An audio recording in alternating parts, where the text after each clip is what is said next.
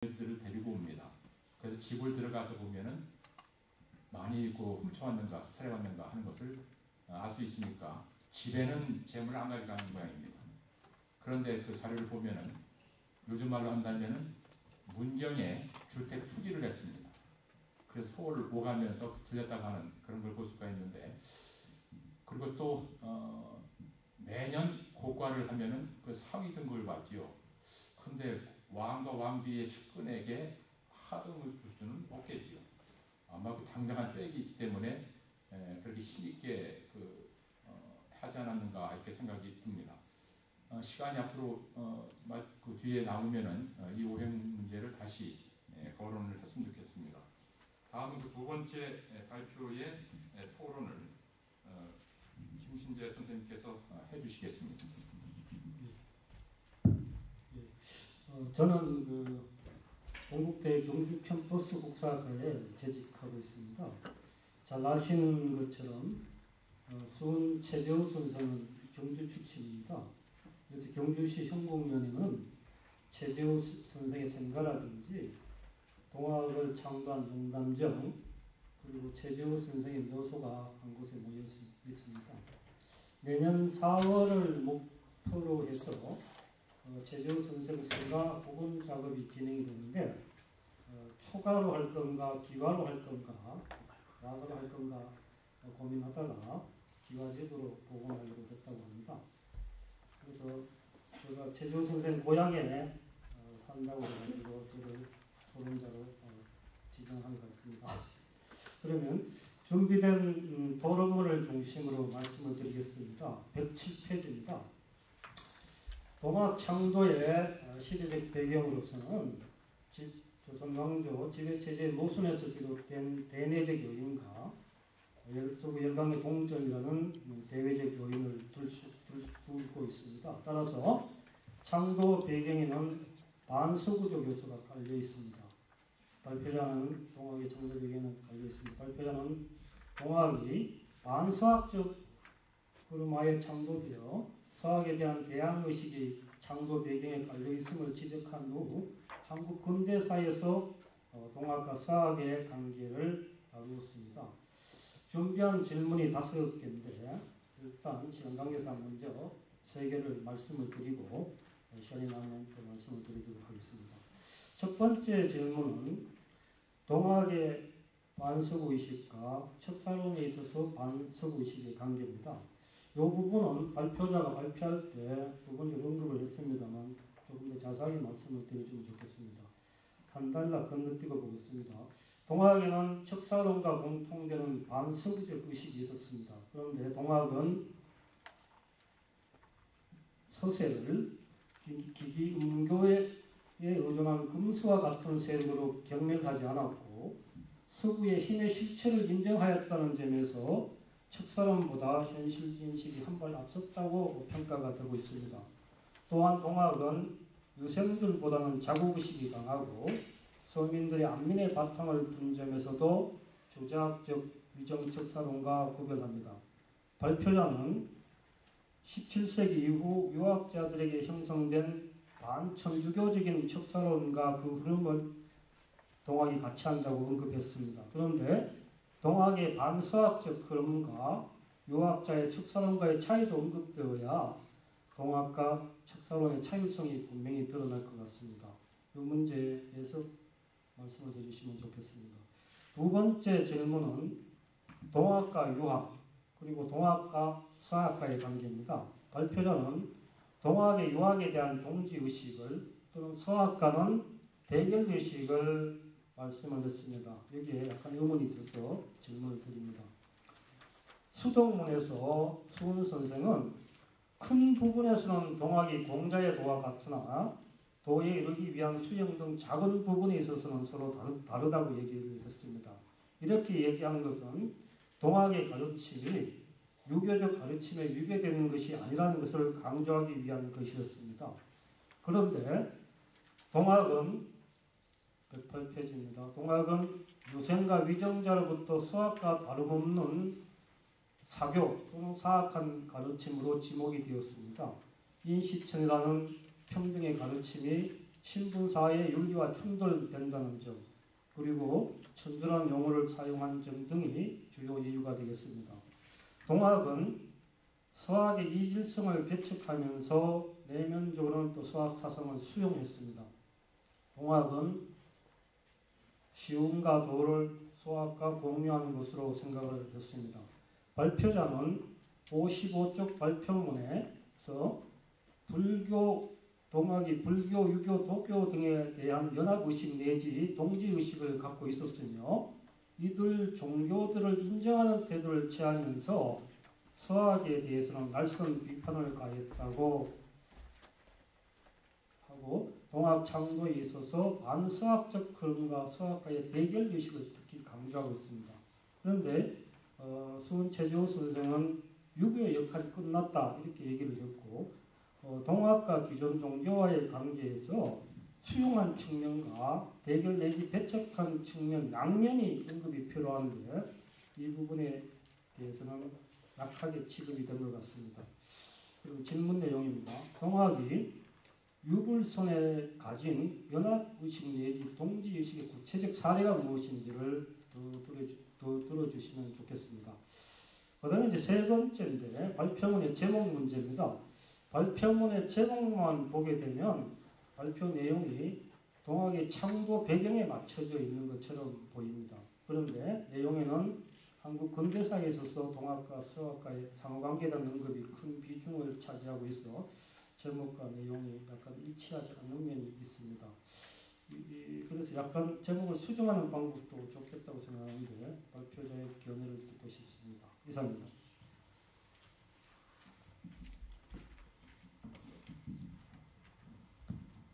네, 김신재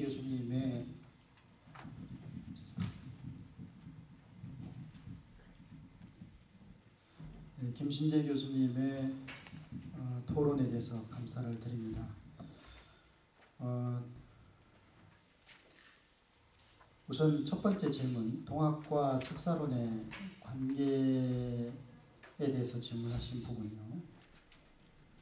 동학의 반서학적 흐름과 유학자들의 척사론과의 차이가 언급되어야 된다. 그래야만 동학의 척사론과 또 유학자의 척사론 차별성이 드러난다라고 말씀하셨습니다. 여기에 대해서는 기본적으로 제가 발표할 때도 말씀을 드렸습니다만 동감입니다.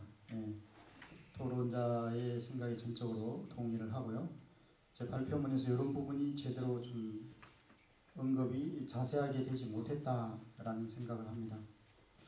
그런데 이제 동학의 반서구적인 사상은 유림들의 보수적인 그 척사론과는 좀 구분이 되는 서양 내지 서학의 실체를 인정하면서 동시에 이제 그 침략성을 지적하는 사상으로서 이해가 되고 북학과 실학자들의 동도석 이론과도 조금 구분이 되는 그런 흐름을 가지고 있다라는 것을 느낄 수 있습니다. 그러니까 최재우가 이야기했듯이 서양의 무력보다는 서학에 대한 반대가 보다 더 근본적이고 시급하다. 뭐 이런 언급들이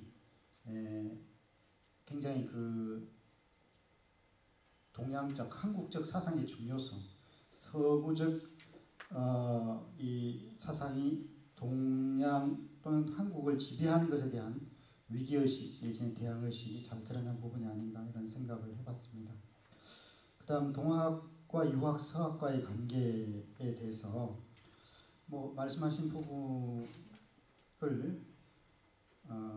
인정을 하면서 질문하신 부분에서 동학이 유불선에 가진 연합의식 내지 동지의식의 구체적인 사례를 좀 들어보자라고 말씀하셨는데 제가 뭐 발표문에도 있지만은 좀 요약해서 말씀을 드리자면은 동학의 교주인 그 최재우와 최시영에 의해서 이제 출판이 최재우의 말씀을 최시영이 이제 출판을 해서 지금까지 전해지고 있는 동경대전과 용담유사의 내용을 통해서 볼 때 그 유학의 충효 사상과는 본질적으로 뭐 거의 동일한 그런 사상적인 흐름을 가지고 있다.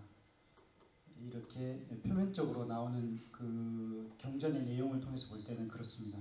물론 이제 그것이 운동으로 화할 때는 그 민의 침탈 억압받는 부분에 대한 저항 의식과 함께 분명히 차별성으로 드러나지만요. 유교 성리학 사상과는 차별성으로 드러나지만, 그리고 이제 뭐 그 동경대지나 융담유사에서 이야기하고 있는 내용들을 보면은 불교의 윤회 사상이 근본적으로 깔려 있고, 도교의 무의화 사상 등도 역시 자주 인용이 되고 있습니다.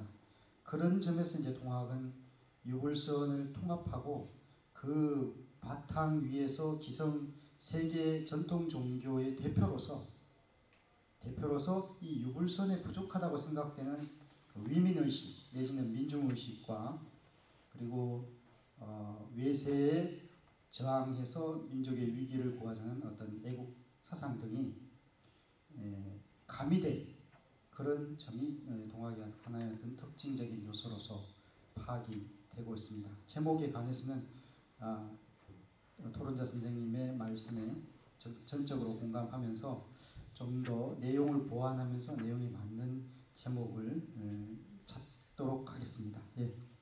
더 추가 질문 있으면 또 답변하겠습니다. 예, 그 1892년, 3년, 4년에 관한 그 연구에서 지금 그 미진한 것, 앞으로 그 해야 될 것이 많은 그런 것이 외국인이 이걸 어떻게 보고 있었느냐. 여기 발표자는 그 뮤텔 문서를 통해 가지고 여러 가지 새로운 얘기를 그 정리를 하고 있는데, 이와 더불어서 뭐 프랑스 공사관에서 그 고국이 어떤 보고를 했느냐, 또는 영국이라든가 러시아라든가 독일이라든가 그리고 미국에서 어떤 보고를 했느냐, 일본 보고는 어땠느냐, 이것을 정리해서 검토하는 것이 필요합니다. 실제로 군함을 파견해서 인천에 주둔을 시키거나 하는 그런 것, 이런 것이 구체적인 그 행동으로 나오고 있지요. 이 그 주제 발표는 아주 흥미있는 그런 것인데, 앞으로 1894년 5년에까지 넓혀 갖고서 정리를 해주셨으면 좋겠다 하는 생각이 듭니다. 다음은 세 번째 발표에 대해서 김성경 선생님께서 토론을 해주시겠습니다.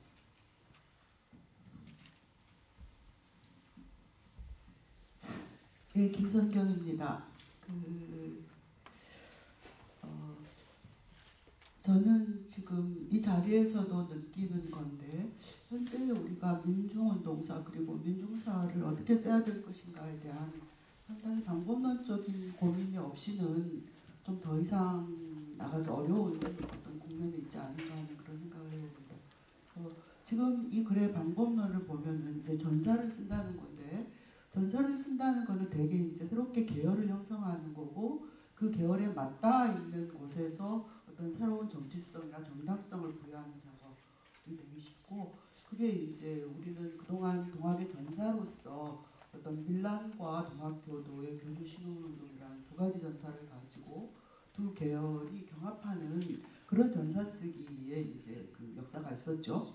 최근에는 이제 그걸 어떻게 극복할 것인가라는 고민들 속에서 아마 이경원 선생 이 글도 그런 고민과 맞닿아 있다고 생각합니다. 근데 저는 그 극복의 하나의 방안으로서 계열을 새롭게 구성하는 것도 이제 역시 계속 우리가 고민해야 되지만은, 하나는 그 사건 주체들의 사건을, 그런 운동 활동을 주체들의 사건과 활동의 장 속에서 배치해보고, 그 과정 속에서 어떻게 주체가 구성되고 이게 운동으로 주체가 접합되면서 어떻게 운동으로 나타나는가 하는 그런 것들을 구체적으로 추적해 봐야 할 시점이 아닌가 하는 생각을 해봅니다. 지금 발표자의 문제의식을 쫓아가 보면은, 발표자는 1892년, 93년도에 이 동학교도를 중심으로 한 그런 이런 집회죠, 일종의 시위 집회 그 내용에서 중요한 것이 이제 첫 외양 창이라고 하는 기치가 내세워졌고, 또 그것이 그 어떤 무력 봉기적인 성격, 어떤 어떤 행사 방식을 갖게 되었다라는 점을 이제 그 중요한 특성으로 파악하고 그러한 특성이 어떻게 나타나는가 하는 것을 거기에 참여한 어떤 그 전라도의 동학도인데 그들이 바로 정감독의 영향을 받은 사람들이다. 그래서 정감독적인 거사 방식과 정감독적인 어떤 슬로건들을 끌어들였다. 그래서 이런 특징들을 나타나는데 매우 중요한 역할을 했다. 이제 이렇게 논리를 전개하셨죠. 그런데 이제 사실 저로서는 이경원 선생님도 일종의 이제 가설적인 측면이 있다라고도 이야기하셨는데 사실 이 논리는 이경원 선생님 이미 다른 글에서도 이제 조금 그 내비친 바가 있고 그래서 저는 오늘 이 글에서는 그것에 관한 좀 구체적이고 상세한 이 세력들의 어떤 모습들을 드러내 주기를 바라는데 사실은 그 부분은 그다지 나오지 않은 것 같습니다. 그리고 이제 제 능력으로서는 그런 가설에 맞는가 틀린가를 논증할 만한 그런 능력은 안 되고 그래서 논리적인 문제만 조금 짚었습니다. 첫째는 그 용어나 개념과 관련해서 무력 항쟁과 무장 봉기를 준비했다라고 했는데 지금 제기한 그런 수준으로는 그걸 입증할 만한 이제 그건 아닌 것 같습니다. 그리고 이제 그 정감독의 거사 방식이라고 했는데 사실 정감독은 18, 19세기에 조선 민중에 굉장히 거대한 영향을 미쳤고 당시 농민전쟁에 참여한 많은 사람들도 여전히 영향력을 가질 텐데 그러한 그 거사 방식이 실제로는 이제 이 선생이 인용하고 있는 거는 이필제의 거사 방식이죠. 그래서 정감독의 거사 방식이라고 그렇게 규정함으로써 정감독이 가지고 있는 사실 다양한 요소들이 좀 사상되는 측면이 있고 십승지나 병난이나 진이나 왕조전복이나 세세상을 열다라는 다양한 측면들은 그럼 어디로 갔는가 하는 이제 그런 의문을 가지게 되고 또 하나는 정감독과 이렇게 연결시켜 보다 보니까 오히려 동학이 가진 어떤 의미 이런 것들은 또 어디로 가버렸는가 그리고 또 당시에 이제 동학교도 전봉주를 비롯한 이 사람들이 가지고 있는 현실적인 외세 침략에 대한 문제의식이나 이런 것들은 또 뜻밖의 사라져버리게 되는 그런 결과를 가져오지 않았나. 그래서 저는 이렇게 이제 논리적인 그런 측면만 좀 지적해 보았습니다. 사실은 이제 척의왕이나 반침략운동, 무장봉기, 무력봉기를 중심으로 이제 농민전쟁을 이렇게 계열화해보는 시도는 그다지 새롭지 않죠. 그렇지만은 여기에 이제 이 선생이 새로운 요소들을 이제 도입해 점에 저는 의의가 있다고 생각합니다. 앞에 말씀드렸듯이 이 선생님이 말씀하셨듯이 최재우가 탄압을 받으면서 자기 정체성을 어떻게 만들어가는가 해서 거기서 이제 동학이 어떤 서학에 대한 대응, 침략에 대한 입장 이런 것들을 강화해갔다라고 하는 점들은 의미 있게 저는 이제 받아들여졌고요. 그리고 이제 사실 정감독이라고 하는 것은 동학 이상으로 이 시기에 민중들에게 애언 사상으로서 또 구체적인 행위 양식으로서 굉장히 의미 있는 것이기 때문에 이것과 전체 운동의 흐름들을 한번 같이 연결시켜서 설명해 보려는 것은 굉장히 새로운 요소라고 생각되어진다. 그러나 이 새로운 요소가 과연 적절히 해석되고 배치되었는가 하는 점에서는 저는 이제 고민이 필요하다고 봅니다. 그래서 이제 이 시기에 동학도들이 직접적으로 모인 그 동기는 동학교도라는 지목으로 이제 수탈과 탄압을 당하였다는 점이고 애초에 이제 운동 방식도 시위를 곁들여 청원하는 방식이었습니다.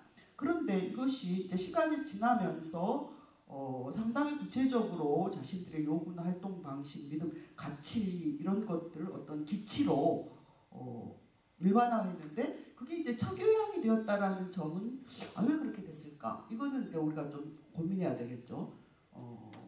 왜 그런 여러 가지 다양한 그들의 이런 것들이 척교양으로 표명되었을까? 이게 이렇게 거대한 모임을 가진 자기 정당성을 표현하기 위한 것이었을까? 아니면은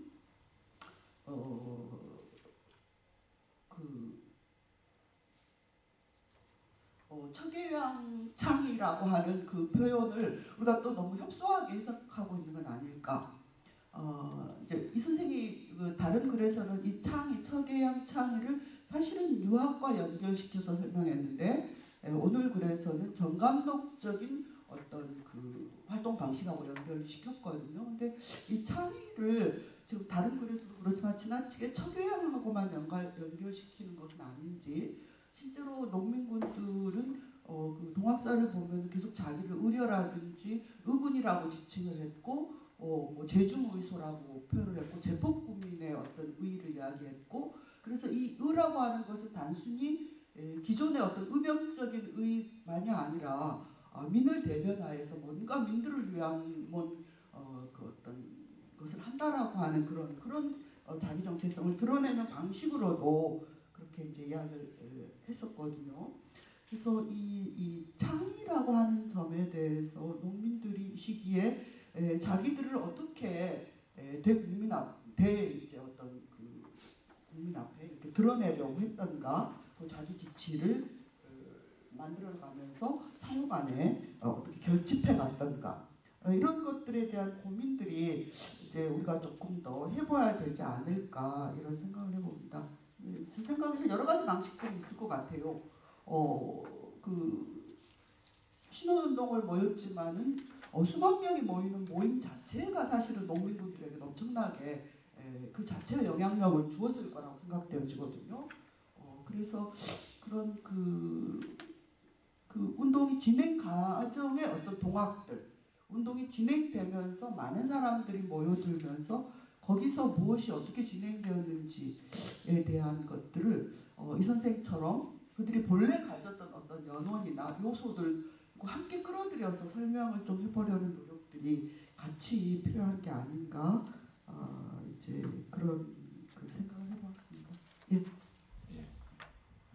질문을 좀 더 요약을 했으면 좋겠는데 시간이 없기 때문에 바로 대답을 해주시죠.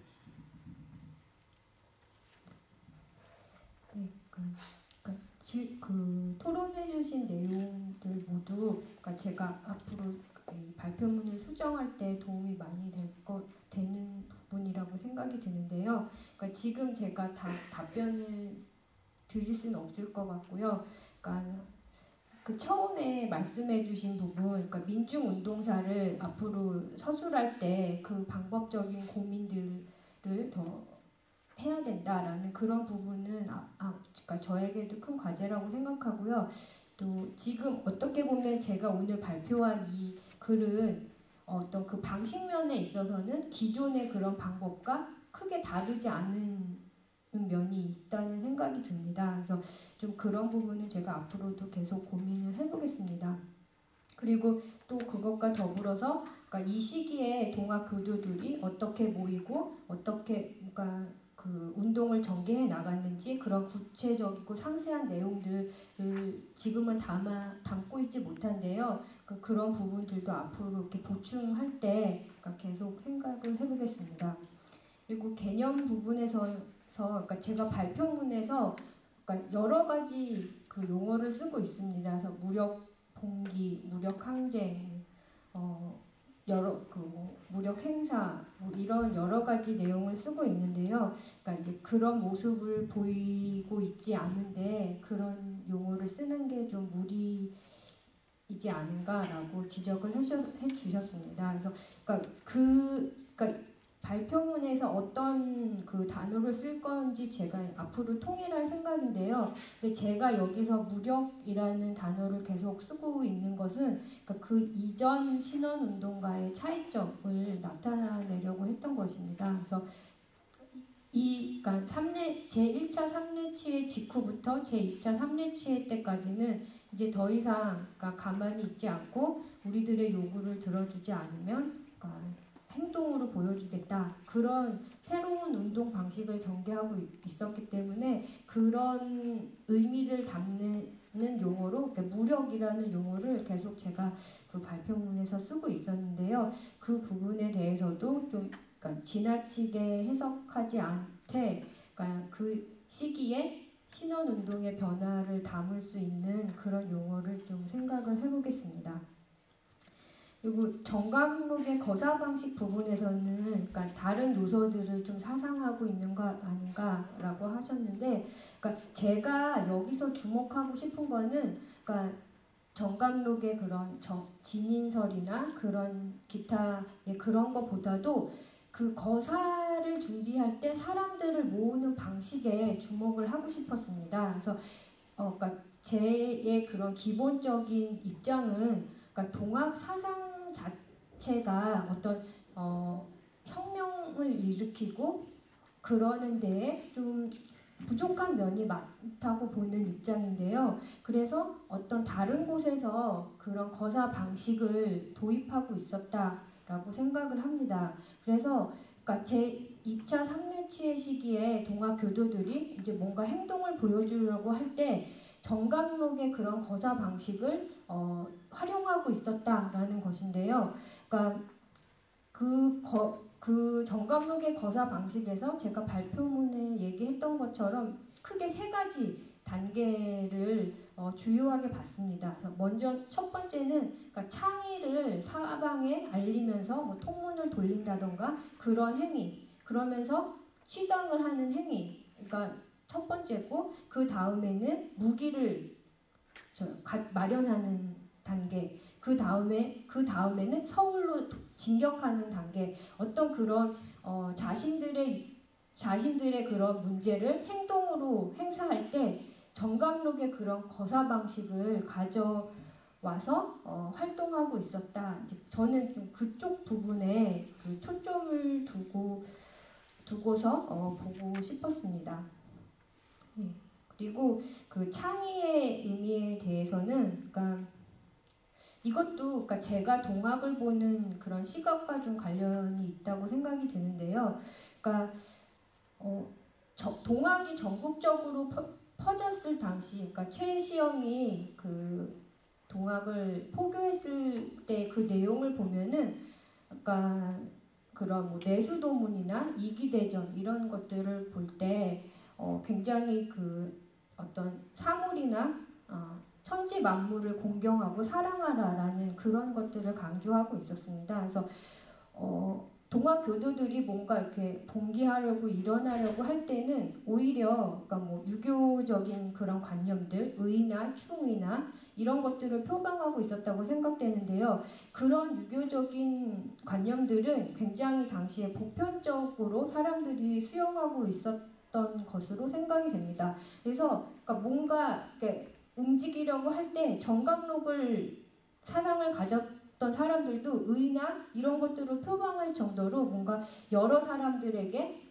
납득이 되는 그런 관념으로서 유교의 그런 충이나 의 이런 것들이 적극적으로 활용되었다라고 생각을 하는데요. 그래서 아마 그런 부분들은 어떤 동학 사상 자체의 그런 어떤 부족한 면, 그런 것들을 다른 쪽에서, 그러니까 다른 사상의 거사 방식이나 다른 사상의 그 어떤 그 모의 방식, 그런 것들을 동학교도들이 차용을 해서 그러니까 봉기하려고 했던 것이 아닐까, 저는 나름대로 그렇게 생각을 하고 있습니다. 척예양에 관한 그 질문이 있었는데, 그 시기에 그 척예양을 어떻게 봐야 되느냐. 여기 청준 선생 그 발표문에도 그 내용이 있습니다.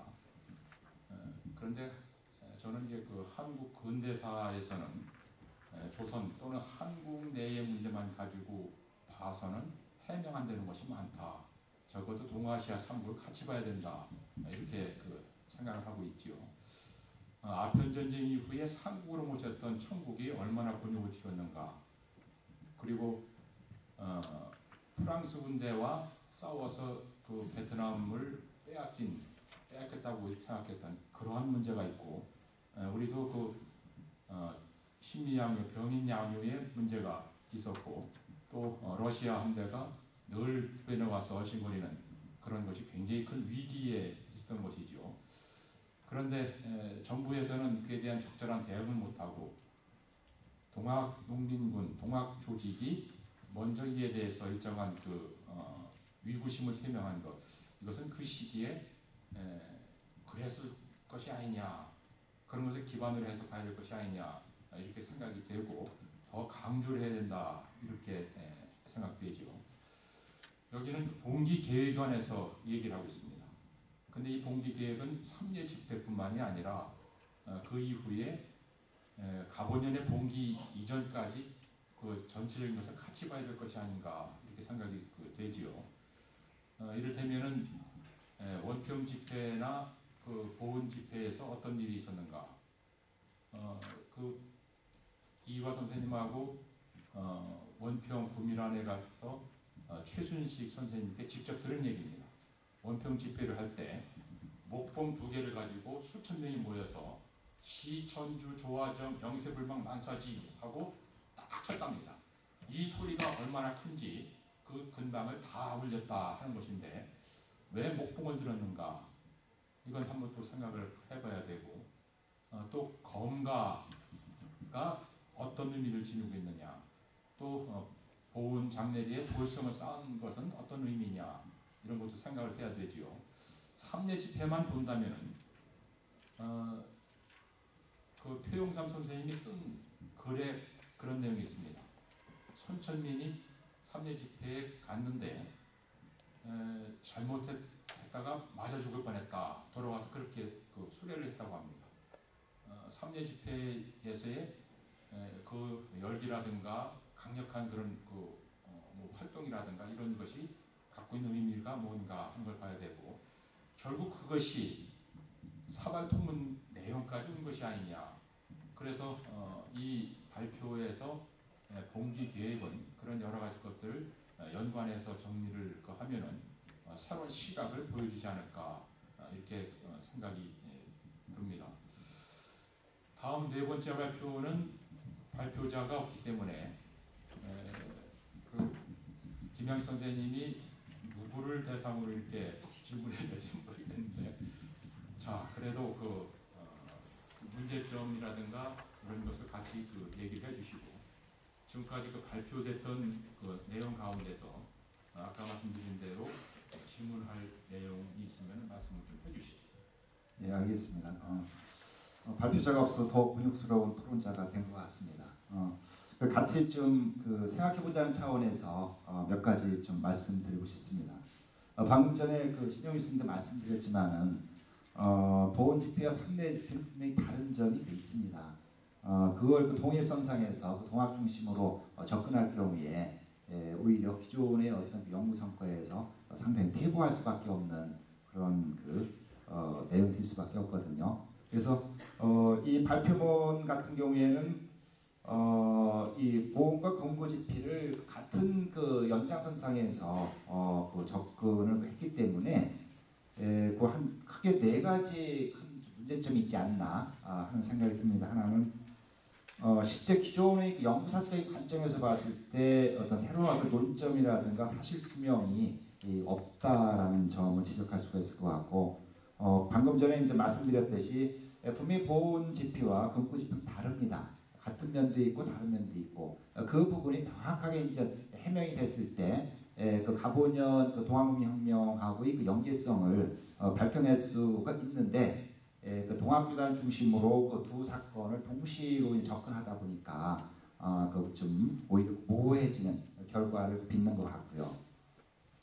그 다음에 전체적으로 이 동학 중심으로, 동학교단 중심으로 이제 접근하다 보니까 다양한 주체 세력의 어떤 동향, 움직임, 그들의 어떤 노선, 분화 등을 이제 간과할 수밖에 없는 오류가 있지 않았나 하는 걸 생각합니다. 그 다음에 이제 4번째는 전체적으로 척외양 중심의 어떤 운동 논리를 이제 끌고 가는데, 이제 이 부분은 방금 전에 김성규 선생님도 그런 말씀을 하셨고, 신영호 선생님도 말씀하셨는데, 여러 기록에 나오는 그 척외양 부분을 어떻게 해석할 것인가는 상당히 신중을 기할 필요성이 있고, 상당히 객관적이고 주관적인 해석이 요구를 되는 것 같습니다.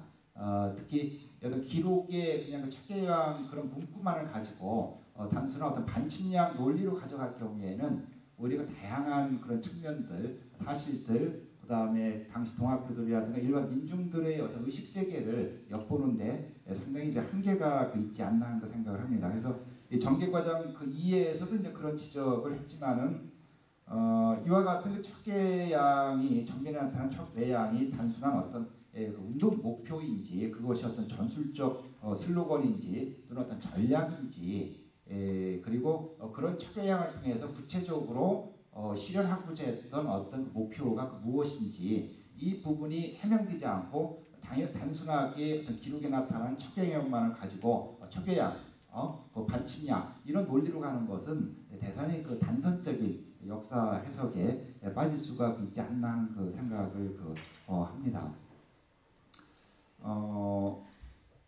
그러다 보니까 이제 생기는 문제가 1892년부터 93년에 그런 그 척개양 그 열기가 고조가 됐는데 실제 이제 가보년 동학농민혁명이 전개 과정을 보면은 1차 같은 경우에는 그 척개양이 전면에 드러나지 않았거든요.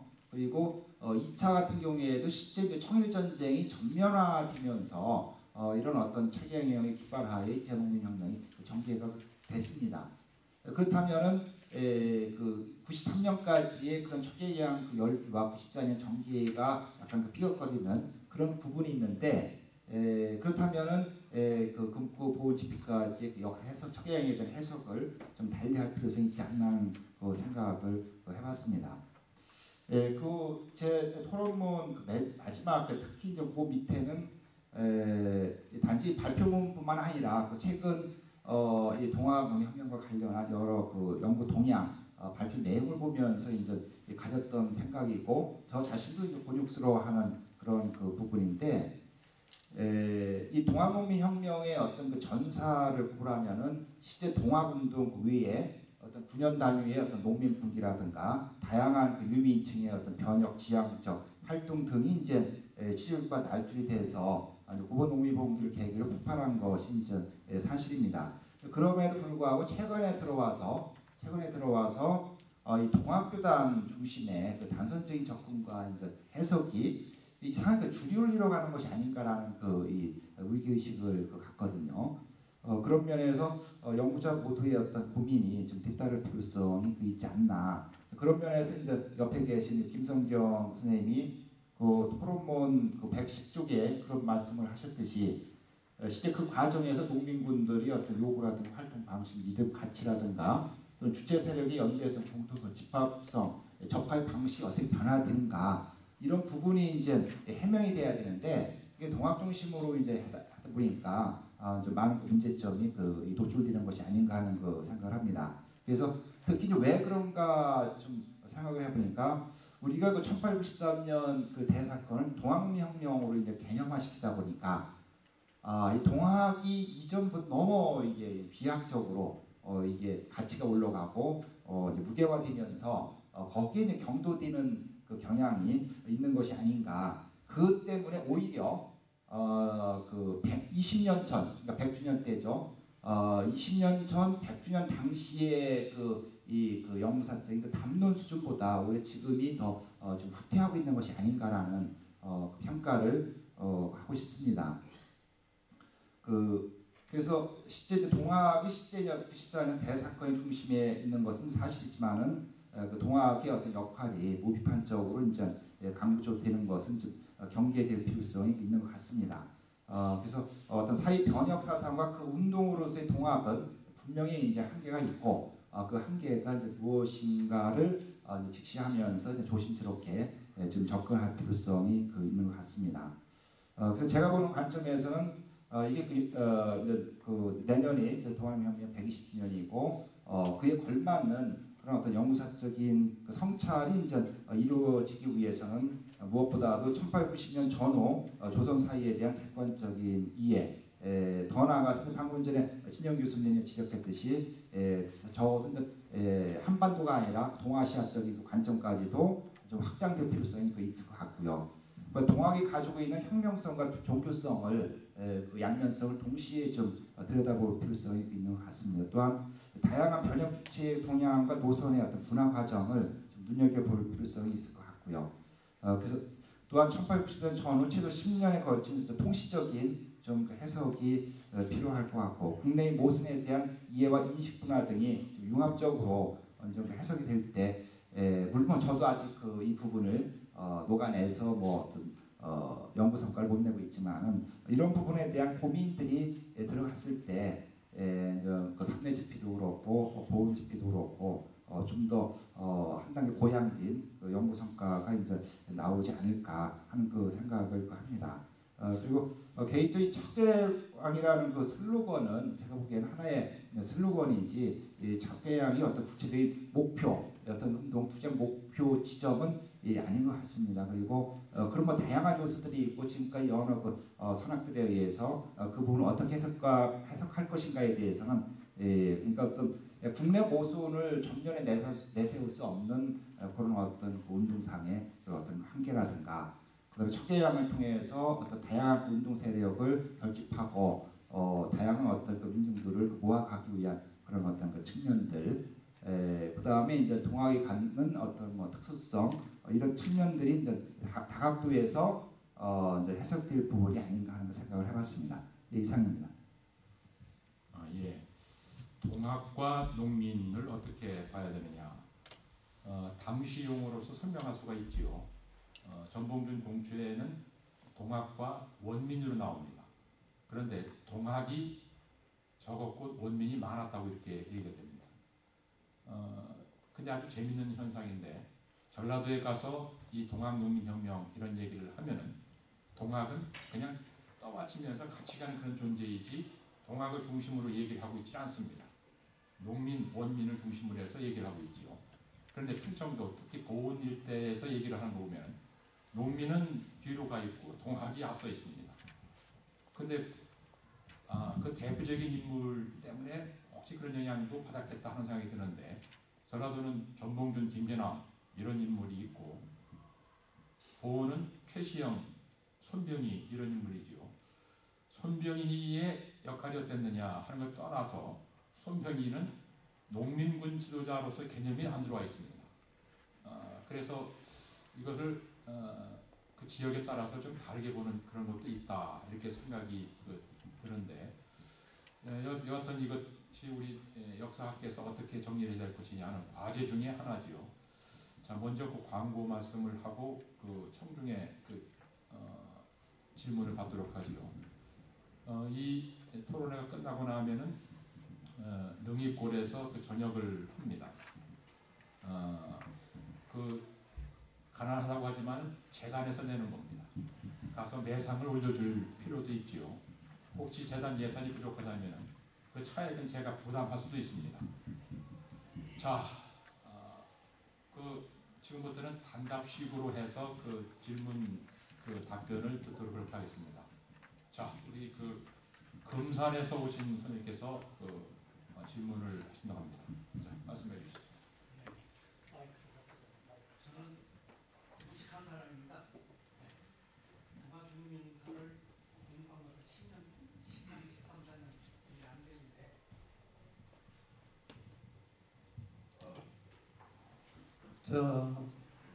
배양석 교수님이나 배양석 선생님, 김신재 선생님, 원재현 선생님이 말씀하신 부분은 예로하고 동학혁명사에 대해서 말씀하신 이경원 선생이나 김성경 선생이나 김양식 선생님이 말씀하신 데에 대해서 하여튼 동학혁명을 공부했다 한 무식한 놈이 떠드는 얘기로 들으시고 시작을 하겠습니다. 본질적으로 동학혁명사가 정리가 안 돼 있다라고 하는 것을 저는 지적하고 싶습니다. 본질적으로 동학혁명의 주체는 동학교지요. 그럼 주체 세력은 누구냐? 소장업 선생입니다.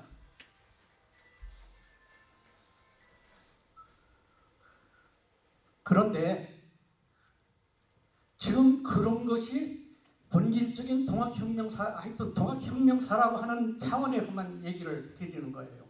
동학혁명사 차원에서 그것이 본질적으로 정리가 되어져야 하고, 지금 여러 가지 심지어는 우리 이경원 선생님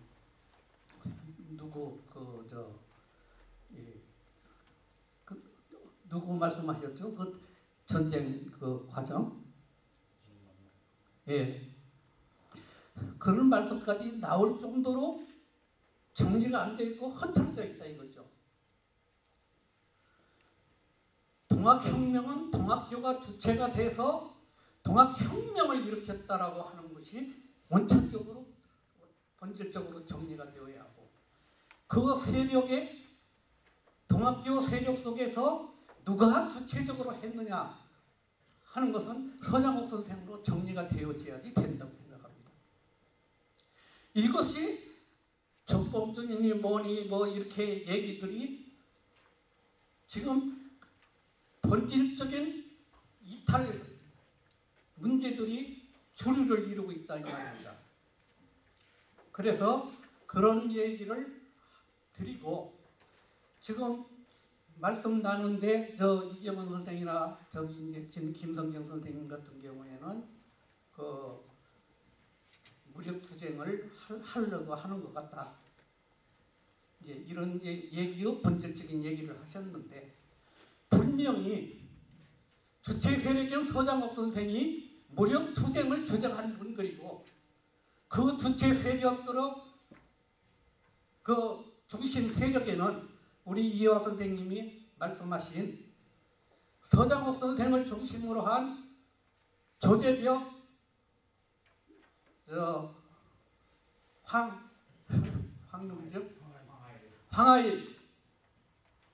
황하일 선생이 주체가 돼가지고 남쪽에서 황하일 선생이 충청도 동남부 쪽, 북쪽에서는 조재벽 선생이 동학 교도들을, 그렇게 서포의 교도들을 동원해서 동학혁명 1893년 1차 동학혁명의 전쟁은 시작된 겁니다.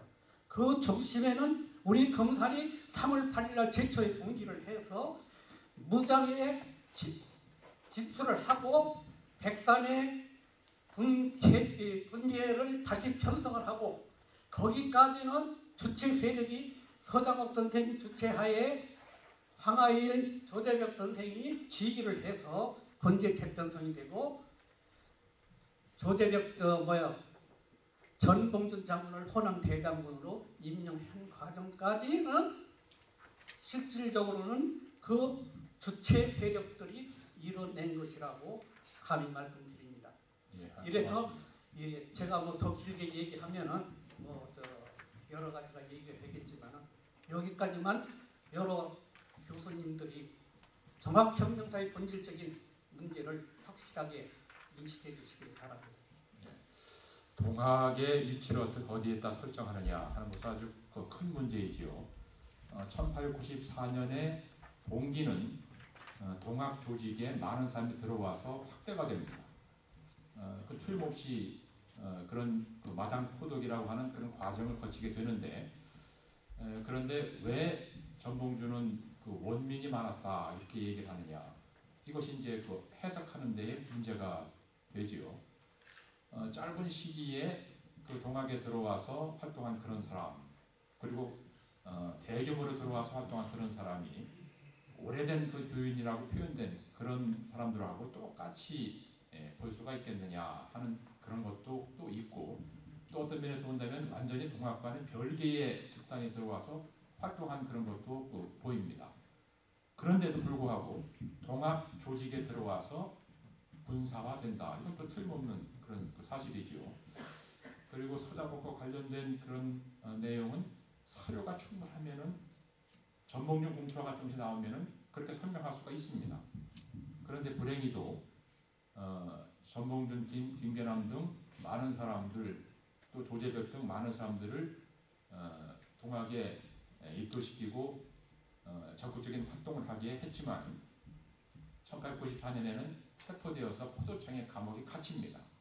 그래서 직접 활동을 못하게 되지요. 그래서 서장욱의 그 위치를 어디다 기정해야 되느냐. 이것도 역시 그 쉬운 일이 아닙니다. 자료만 있다고 한다면 충분히 그런 그 일부는 나오고 있지만은 그러면 그 제공해 주시면 여러 연구자들이 아마 관심이 확실하게 많을 겁니다. 밀달 전부터 예. 정봉준 장군과 교통하고 저기는 뭐 강진욱지라든가 간단한 그런 그 자료들은 나오니까 그거 외에 또 나오면은 제시를 해주시면 좋겠습니다. 그건 뭐 다 알고 있습니다. 그 내용. 예. 그거 보면은 또 확실하게 증명되는 거죠. 예. 그 문제는 이제 나중에 또 얘기를 하도록 하고 약속한 그 시간은 지났는데 여기는 충청도죠. 천천히 되는 대로 나아가고 혹시 그럴 일은 없겠지만은 여기 관리하시는 분이 나가라 할 때까지도 있을 수가 있습니다. 자, 다음 질문 부탁드립니다. 예. 자, 가능하면은 단답식으로 할 수 있게끔 해주셔도 좋겠습니다. 그래도 다 그 내용을 이해할 수가 있습니다.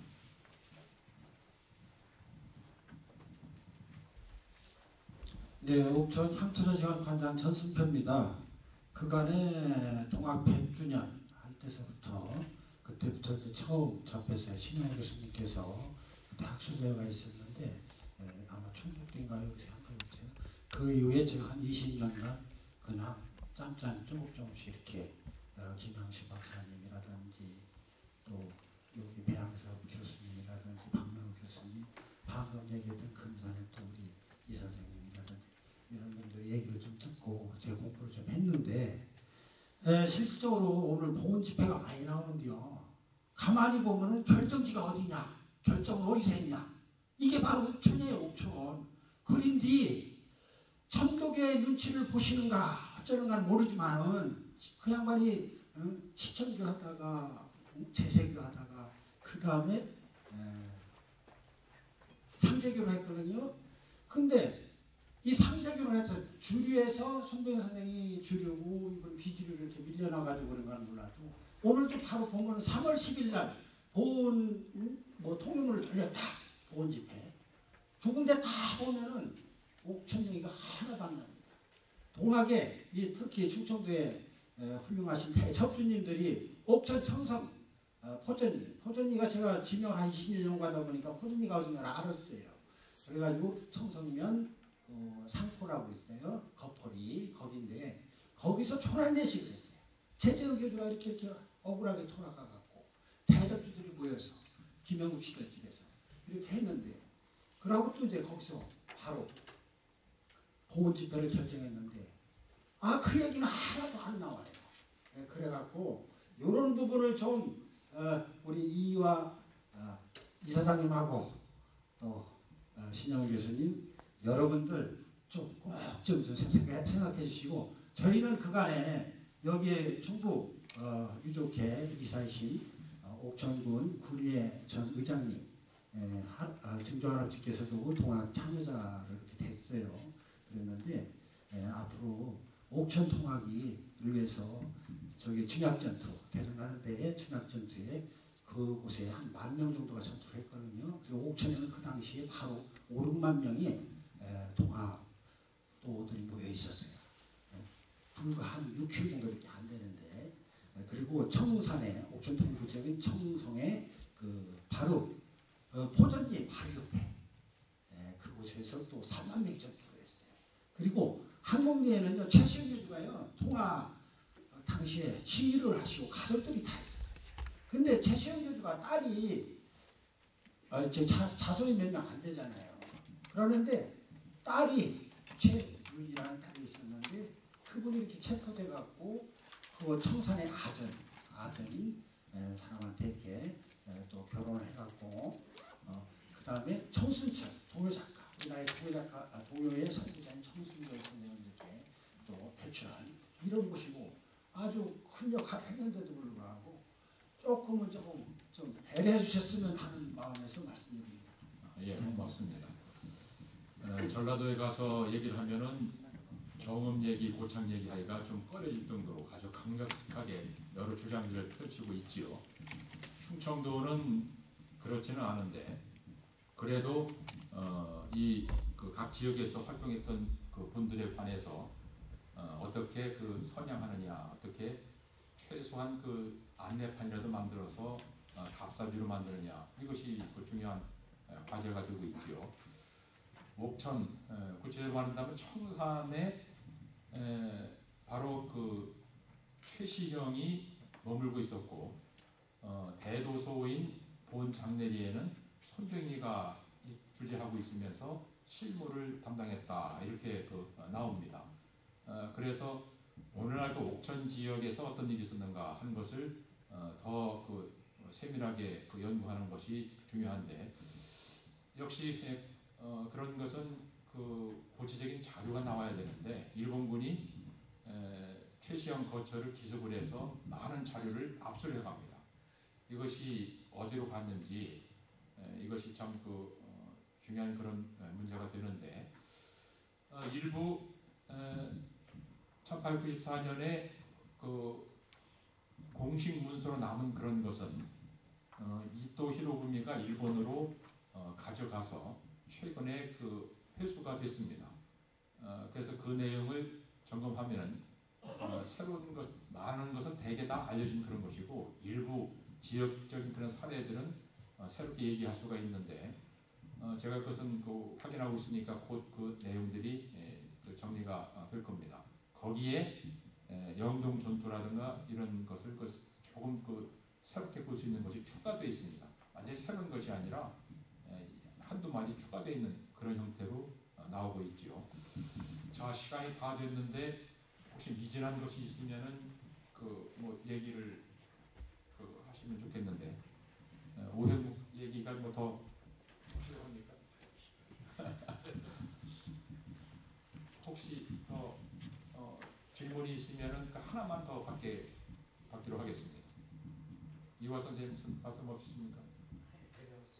다만 질문이 아니고 오늘 여기 주제는 1893년 이전이 있고 94년 얘기는 내년에 가지고 하기로 이렇게 약속이 되어 있는 부분이니까 예. 혹시 그런 점에 대해서 오해가 있다고, 또 하나는 아까 옥천 얘기도 하시는데 검장 얘기 하시는데 자료 문제가 복잡해요. 그거는 얘기, 뒷사람이 쓴 얘기, 이걸 갖다 어디까지 또 믿어야 되느냐, 그런 문제가 복잡하게 이렇게 있다는 것도 같이 한번 이해해 주시면 좋겠다. 아, 예. 전야가 참 중요하지요. 크리스마스보다도 크리스마스 이브가 더 중요한 겁니다. 자, 우리는 금년 그 전야에 관해서 얘기를 하고 있는데, 내년 120주년도 더 많은 연구가 이루어져서 더 큰 진전이 있기를 바랍니다. 자, 오늘 학술 발표회의 토론을 여기서 마치겠습니다. 고맙습니다.